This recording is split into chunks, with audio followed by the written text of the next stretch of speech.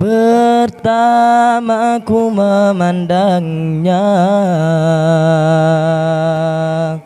tak ada rasa di dalam jiwa, semua terasa seperti biasa, tak ada rasa cinta. Waktu pun terus berlalu, mengapa ku semua berindu? Inikah rasa pada diri yang tak bisa ku sentuh?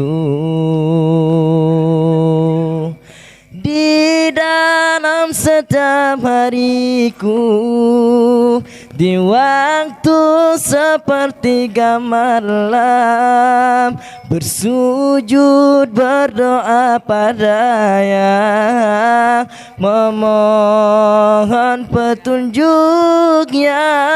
Wahai sang pemilik hati, sampaikanlah rinduku ini. Jika dialah yang terbaik, dekatkan kami ya Rabbi.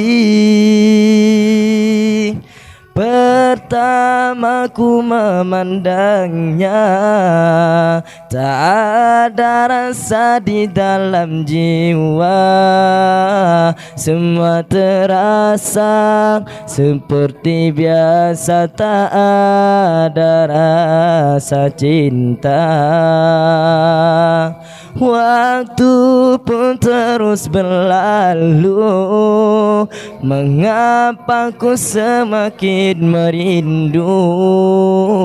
Inikah rasa pada diri yang tak bisa ku sentuh? Di dalam setiap hariku, di waktu sepertiga malam, bersujud berdoa padanya, memohon petunjuknya. Wahai sang pemilik hati, sampaikanlah rinduku ini. Jika dialah yang terbaik, dekatkan kami ya Rabbi. Pertama ku memandangnya, tak ada rasa di dalam jiwa, semua terasa seperti biasa, tak ada rasa cinta. Waktu pun terus berlalu, mengapa ku semua berindu? Inikah rasa pada diri yang tak bisa ku sentuh? Di dalam setiap hariku, di waktu sepertiga malam, bersujud berdoa padanya, memohon petunjuknya. Wahai sang pemilik hati, sampaikanlah rinduku ini.